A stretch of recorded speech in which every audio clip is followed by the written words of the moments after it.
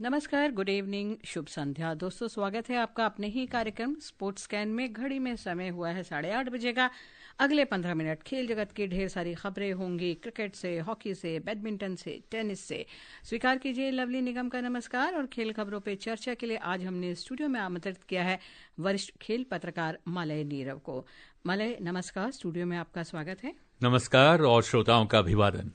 अमले, वैसे तो मैच चल रहा है भारत और इंग्लैंड के बीच और इंग्लैंड की स्थिति कोई बहुत ज़्यादा अच्छी लग नहीं रही, लेकिन अगर हम खो खो का पूछें, क्योंकि आज मनसुख मांडविया मिले हैं टीम से और हमने भी एक स्पेशल इंटरव्यू किया है जो हम आज के स्पोर्ट्स कैन में बजाएंगे, तो एक बहुत अच्छी शुरुआत, इतिहास रचा और आगे की जो सफ़र ये लोग एशियन गेम्स और ओलंपिक के लिए बना रहे हैं उसके लिए एक बहुत अच्छा। देखिए, लगभग 50 विश्व की टीमें ऐसी हैं जो अब खो खो खेलने लगी हैं और मुझे पूरी उम्मीद है कि 1936 के ओलंपिक में इसको शामिल किया जाएगा और भारत मजबूत दावेदार के रूप में अपनी दावेदारी पेश करेगा। परचम हम लहराएंगे और इसी के साथ शुरू करते हैं पहले सुर्खियां। भारत और इंग्लैंड के बीच 5 2020 क्रिकेट मैचों की श्रृंखला का पहला मैच जारी। इंडोनेशिया मास्टर्स बैडमिंटन से भारत की पीवी सिंधु हारकर बाहर। हॉकी इंडिया लीग के महिला वर्ग में श्राची राड़ बंगाल टाइगर्स ने दिल्ली एससी पाइपर्स को 2-0 से हराया। पुरुष वर्ग में सूरमा हॉकी क्लब का सामना चल रहा है दिल्ली एससी पाइपर्स से। खेलो इंडिया की शुरुआत कल से लद्दाख में होगी विंटर गेम्स 2025 के साथ।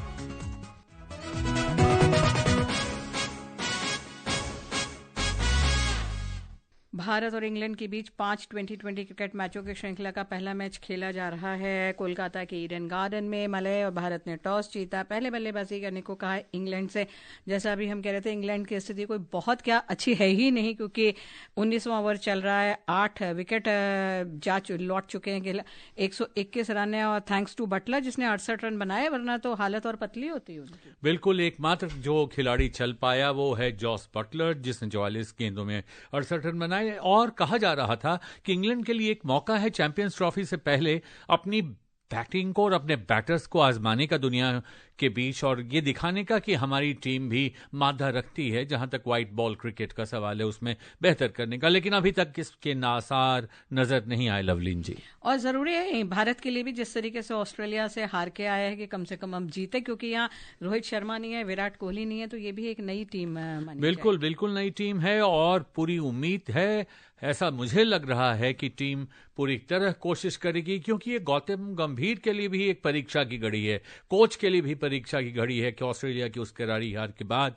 ये दिखाएं कि हमारी टीम में एक लंबी कतार है नए खिलाड़ियों की, उदीयमान सितारों। बात करते हैं आईसीसी अंडर 19 महिला क्रिकेट 2020 विश्व कप की। कुआलालंपुर में जो चल रहा है, कल श्रीलंका के साथ हम खेलेंगे। 2:30 बजे ये मैच शुरू होगा। और इससे पहले इस पे चर्चा करें, हमने जो अपने 2 मुकाबले मालूम है, हमने भी जीते हैं, सभी को मालूम है, श्रीलंका ने भी जीते हैं।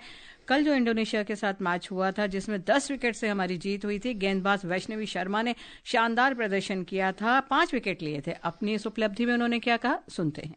आज का दिन मेरे लिए बहुत ज्यादा स्पेशल है, क्योंकि आज मेरा डेब्यू भी था और मैंने हैट्रिक भी ली, 5 विकेट्स। जब मैं रनर पे वापस जा रही थी, तब मैंने बहुत ज्यादा कोशिश की कि मैं अपने चेहरे पे ना दिखाऊं कि मेरा हैट्रिक बॉल है। और जब बैटर आया था, तभी मैंने उसका स्टांस देखा, तो वो लगा था अटैक करो, स्टंप पे जाएगी। ग्राउंड पर तो सेलिब्रेट करा बहुत ज्यादा, और बाकी अभी मम्मी पापा से वीडियो कॉल करना रह गया है। वैष्णवी शर्मा बहुत खुश और बहुत भावुक 5 विकेट लेने के बाद। बहरहाल जो कल मैच शुरू होगा मलय, उसकी बात करें, श्रीलंका भारत एक अच्छा मैच, क्योंकि दोनों ही अपने शुरुआती मैच जीत चुकी हैं। बिल्कुल, दोनों ने अपने अपने ग्रुप ए में 2-2 मैच जीते हैं। और जहां तक भारत का सवाल है, जो आप बिल्कुल सही कह रही थी, वैष्णवी शर्मा और आयुषी शुक्ला ने ये कर दिखाया है और 2 मिलकर ही मैच जिता सकते हैं, ये भी बात सिद्ध कर दी है। रैकेट की दुनिया की ओर चलें तो जकार्ता में इंडोनेशिया मास्टर्स सुपर 500 बैडमिंटन प्रतियोगिता महिला सिंगल्स मुकाबले में पीवी सिंधु हार गई हैं वियतनाम के चियल गुएन से। 22-21-12 का स्कोर था। पुरुष वर्ग में लक्ष्य सेन अब से कुछ देर बाद शायद खेलेंगे ताकुमा ओबिएशी से। मैच ही थोड़ा देर होती जा रही है, उस कोर्ट में शायद कोई मैच हो रहा होगा, लेकिन प्रियांशु राजावत, किरण जॉर्ज अपने अपने मुकाबले हार गए हैं। तो सिंगल्स में लक्ष्य सेन हैं जो एक अलख जगाए हुए हैं, जिनसे कुछ उम्मीद है। बाकी पीवी सिंधु अब जो एक आशा के अनुरूप है वो नहीं, उनका स्पार्क दिख रहा है। आशाओं का एकमात्र दीपक जो टिमटिमा रहा है वो लक्ष्य सेन के रूप में। और जहां तक पीवी सिंधु की बात है, बहुत पुरजोर कोशिश कर रही हैं कि अपनी पुरानी बातों को, इंजरीज को, जो उनके घुटने टखने में चोट थी उसको भूलकर वापस लौटें मैदान पर और आने वाली श्रृंखलाओं के लिए तैयारी करें।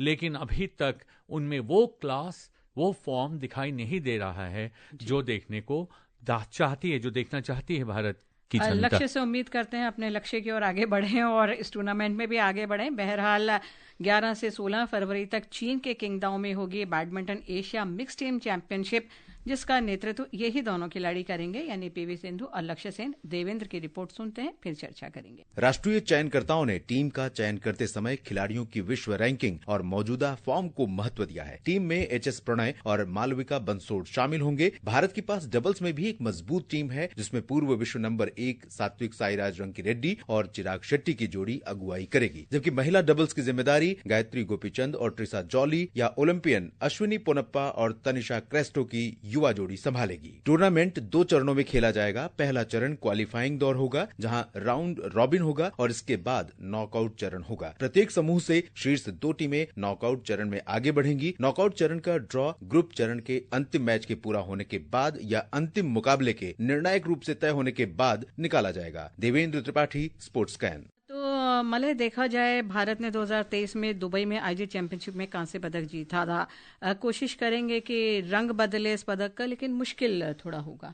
बहुत कोशिश करनी होगी, बहुत प्रयत्न करना होगा, बहुत प्रयास करना होगा।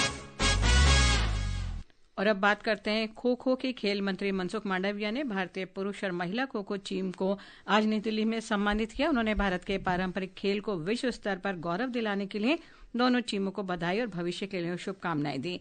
इस अवसर पर पुरुष और महिला खो खो टीमों को पूरी टीम के साथ कोच, भारतीय खो खो महासंघ के अध्यक्ष सुधांशु मित्तल और भारतीय खेल प्राधिकरण के अन्य अधिकारी भी मौजूद थे। और हमारा ये सौभाग्य है कि आज जो दोनों टीमें फाइनल जीती थी, महिला और पुरुष टीम, कोच, ये सभी आज आकाशवाणी में भी आए थे। इन्होंने अपने अनुभव बांटे, इन्होंने अपने आगे की रणनीति बताई। इन्हीं सब पर हमारे सहयोगी सिद्धार्थ सिंह ने उनसे खास बातचीत की। वो इंटरव्यू सुनते हैं, फिर चर्चा करेंगे। नमस्कार श्रोताओं, आज हमारा सौभाग्य है कि आकाशवाणी के स्टूडियो में हमारे साथ खो खो विश्व विजेता टीम हमारे साथ है, उनके कोचेस हमारे साथ हैं। और एक बड़ी कामयाबी देश की थी जब हम विश्व चैंपियन खो खो में बने थे। और सबसे पहले तो हम पूरी टीम का, हमारे दोनों कैप्टन्स का, महिला और पुरुष टीम का, साथ में हमारे पुरुष और महिला टीम के कोचेस का आकाशवाणी के स्टूडियो में बहुत बहुत स्वागत करता हूँ। धन्यवाद। तो हमारे साथ हैं चीफ कोच अश्विनी कुमार जी, जो कि पुरुष टीम के हैं। साथ में महिला टीम के चीफ कोच सुमित भाटिया जी हैं। महिला टीम कैप्टन प्रियंका इंगले जी हैं और पुरुष टीम के कप्तान प्रतीक वायकर जी हमारे साथ हैं। तो सबसे पहले तो मैं शुरुआत करूंगा अपने कोचेस से। अश्विनी जी, ये बताएं कि जब इतनी बड़ी सफलता, इनफैक्ट जब इसकी बुनियाद हुई थी, तब से हमने इसको फॉलो करना आकाशवाणी ने शुरू किया और इस स्तर तक जाएगा कि पूरा देश इससे कनेक्ट होगा और इसके बाद आप विश्व चैंपियन बन जाते हैं। पूरी यात्रा कैसी रही आपकी? यात्रा बिल्कुल विस्मरणीय जिसे कह सकते हैं जी। कल्पना नहीं की थी, लेकिन वो हो के दिख रही है। जब पहले 1 महीना पहले जब वो कैंप शुरू हुआ जी, पूरे देश से 60 खिलाड़ी, अपने अपने राज्य के जो सर्वश्रेष्ठ खिलाड़ी थे, उनका नेशनल की परफॉर्मेंस के आधार पर जब चुना गया तो उनको बुलाया। और 1 महीने पहले जो कैंप लगा, आपने भी देखा कि उनकी फिटनेस के ऊपर, उनकी स्ट्रेंथ के ऊपर और उनके गेम के ऊपर, टेक्निक्स के ऊपर, स्किल्स के ऊपर काम किया गया। और लास्ट में वो टाइम आया, वो समय आया कि जब 60 नहीं, क्योंकि खो खो खेल में तो सिर्फ 15 ही खिलाड़ी खेलेंगे जी, तो उनके सिलेक्शन के टाइम पे जो वो बहुत कठिन समय था जी। कोच के लिए एक बड़ा इम्तिहान था, किन खिलाड़ियों को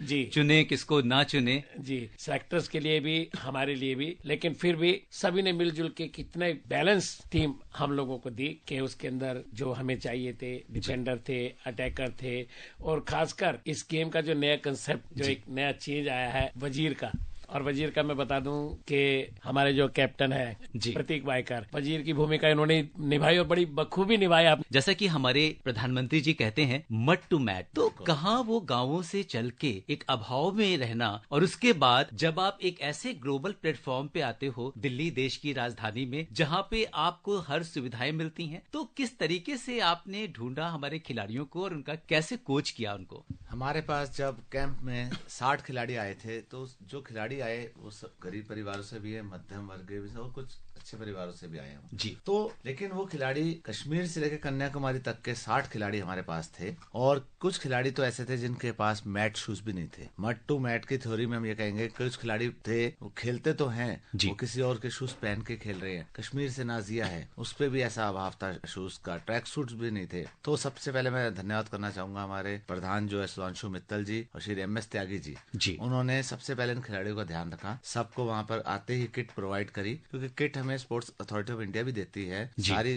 चीजों का व्यवस्था सबका ध्यान वो रखते हैं। लेकिन सबसे पहले आते ही उन्होंने किट दी, क्योंकि यहाँ पर वेदर थोड़ा चेंज था, साउथ से भी खिलाड़ी आए, उन्हें ट्रैक सूट प्रोवाइड किए गए, प्लेइंग किट दी गई और सबसे मेन है जो इनका अस्त्र है मैट शूज, वो इनको दिए गए अपनी तरफ से और उस मैट शूज से ही ये खिलाड़ी खेलना स्टार्ट हुए और खेल में इतना आगे बढ़ गए कि भारत देश को गोल्ड मेडल दिला दिया। फाइनल की बात करें तो जिस तरह से साउथ अफ्रीका के साथ आपका मैच हुआ, क्या कुछ मतलब एक संघर्ष किस तरीके का था? जब हमारा सेमीफाइनल साउथ अफ्रीका के साथ होना था, हमें पता था, तो पिछले दिन रात को ही सर ने हमें, हमारी मीटिंग चल रही थी प्लेयर्स और कोचेस की, तभी सर ने बताया था कि अगली भी टीम जो हमारे अगेंस्ट खेलने वाली है वो भी टीम अच्छी है, उनके साथ कैजुअल नहीं लेना है, अच्छे से खेलना है। फिर हमने इस मैच में चेजिंग भी हमारा बहुत अच्छा रहा और डिफेंस। और बात की जाए फाइनल की, तो फाइनल की टीम हमारी नेपाल के साथ होने वाले था फाइनल मैच। तो नेपाल के साथ हम पहले भी खेल चुके हैं 4th एशियन चैंपियनशिप में, तब भी हमारा मैच नेपाल के साथ ही हुआ था। तो हमें पता था कि वो लड़कियां मतलब किस तरह का से खेलती है, लेकिन पहले इनिंग में थोड़ा मैच क्लोज रहा, फिर हमने उनकी स्ट्रेटेजी जान ली। हमने 3rd टर्न में जो हमने चेजिंग की है तो बहुत अच्छी चेजिंग हुई है उस। और 4th इनिंग की बात की जाए तो उसमें डिफेंस को जो सर ने बचा के एक बैच रखा था, ड्रीम रन लेके आएंगे सर ने कहा था, तो वो बैच भी बहुत अच्छे से खेला और इस तरह हम मैच जीते। और श्रोताओं, हम आपको ये भी बता दें कि ये पूरा साक्षात्कार जो है कल कंट्री वाइड प्रोग्राम में रात 9:30 बजे प्रसारित किया जाएगा, जिसमें इन खिलाड़ियों के संघर्ष की कहानी, इनकी मेहनत, कितनी मेहनत की, कहां से उठी और यहां तक पहुंची, वो सब आप सुन सकेंगे। तो जरूर सुनिएगा कल कंट्री वाइड में 9:30 बजे इस पूरे साक्षात्कार को। खेलो इंडिया सीजन की शुरुआत कल से लद्दाख में खेलो इंडिया विंटर गेम्स 2025 से होगी।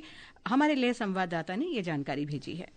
The Union Territory of Ladakh is all set to host the first leg of the 5th edition of Khelo India Winter Games, scheduled from January 23rd to 27th this year. This marks the second time since the game's inception in 2020 that Ladakh will play host to the event. The stage is set and all the arrangements and preparations have done by the UT administration of Ladakh.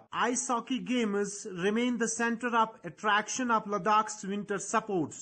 Athletes will compete in ice events, showcasing their skills and waving for glory against the backdrop of Ladakh's frozen beauty. In the Ladakh leg of the competition, 2 sports, ice hockey and speed skating, will be held in the ND Stadium, Gupak Lake and Ladakh Scouts Regimental Center rink. For Akashvani, this is Khurshid Yusuf from Leh, Ladakh.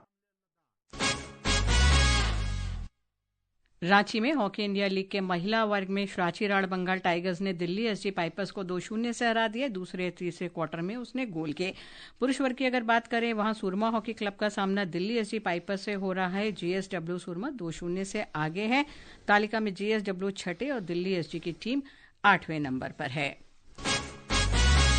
मले जल्दी से बात करते हैं वर्ष के पहले grand slam Australian open tennis, जहां महिला सिंगल्स में ईगा स्वातेक और मैडिसन कीज सेमीफाइनल में पहुंच गई है। पुरुष वर्ग में जानिक सिनर और बेन शेल्टन ने भी सेमीफाइनल में जगह बना लिया। बेन शेल्टन ने जबरदस्त मैच खेला, बहुत अच्छा प्रदर्शन उनके खेल का रहा यहाँ पे, और ऐसा लग रहा है कि टेनिस की दुनिया में हर रोज कोई न कोई नया नाम उभर कर आ रहा है, लेकिन पुराना नाम अभी इसको छोड़ने को तैयार नहीं है। अभी भी जोकोविच का खेल सबके लिए उत्साह भरा हुआ ऐसा खेल एक नई पौध के लिए, नई पीढ़ी के लिए एक उत्साहवर्धक उत्साह वो देता है। 133 रन का टारगेट दिया है इंग्लैंड ने भारत को। जल्दी से बताइए कितना आसान या मुश्किल? देखिए, भारत के गेंदबाजों ने कमाल कर दिया है। अर्शदीप और वरुण बहुत अच्छी गेंदबाजी की है। तो अब भारत के बल्लेबाजों को ये सिद्ध करना है कि उनके लिए ये रन बहुत नहीं है।